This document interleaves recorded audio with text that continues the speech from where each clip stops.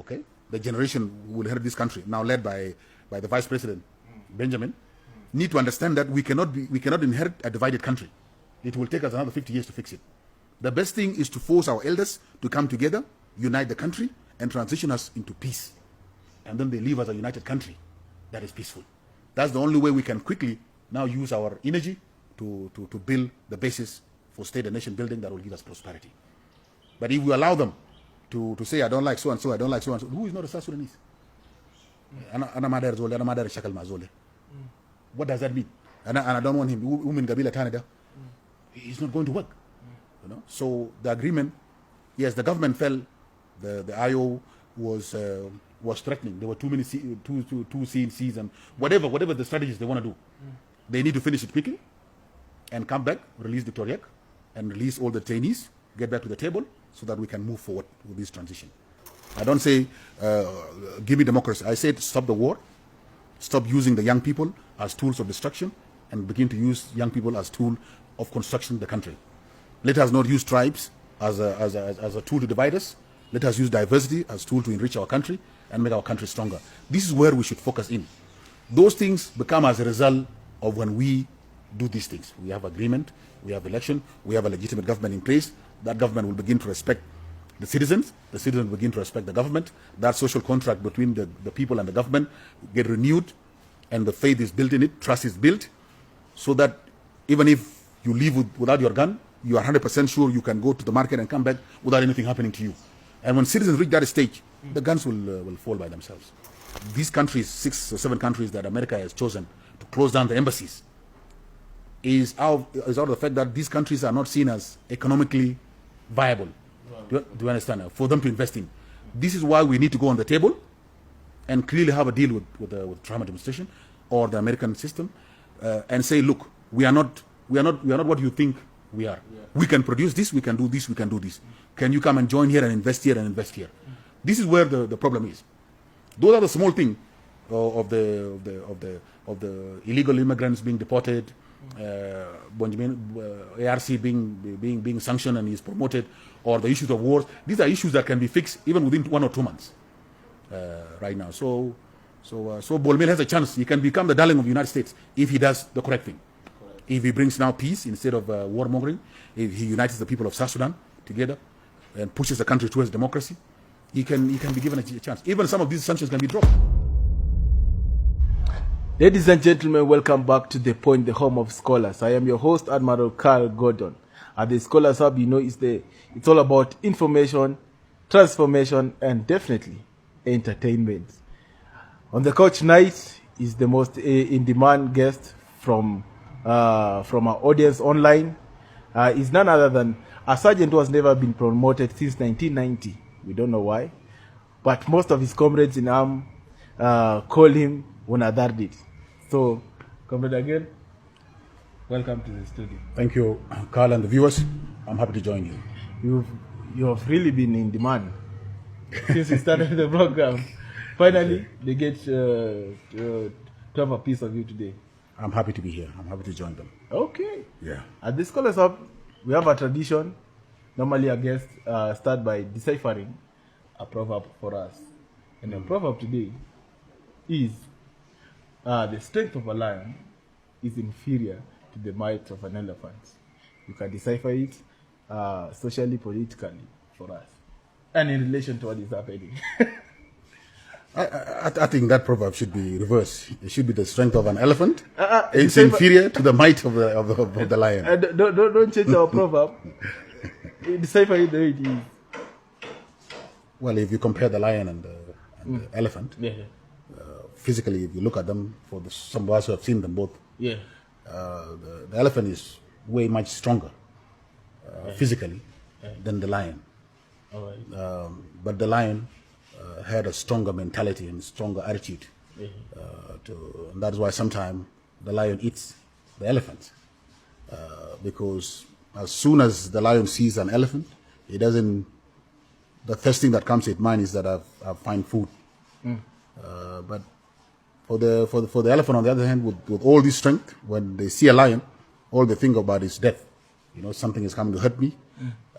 And so it doesn't matter what your strength are physically. your mentality and your attitude matters in your success in life. So you may be smaller in age, in size, in resources, but if you have the attitude, the winning attitude, the mentality of superior mentality, correct, then you can subdue bigger and stronger elephants.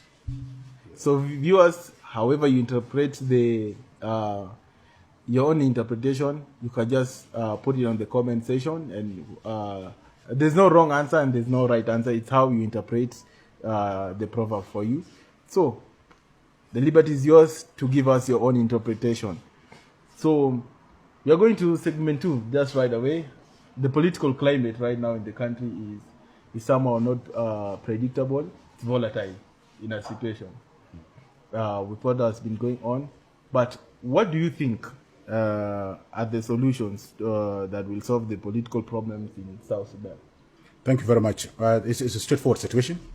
Yes, 2025 has come with a lot of escalations in political tensions and some steps backwards in peace implementation and a slide towards all-out conflict in the country. Correct. Started the incidents in Nasser and it's now spread to other part of South Sudan. Correct.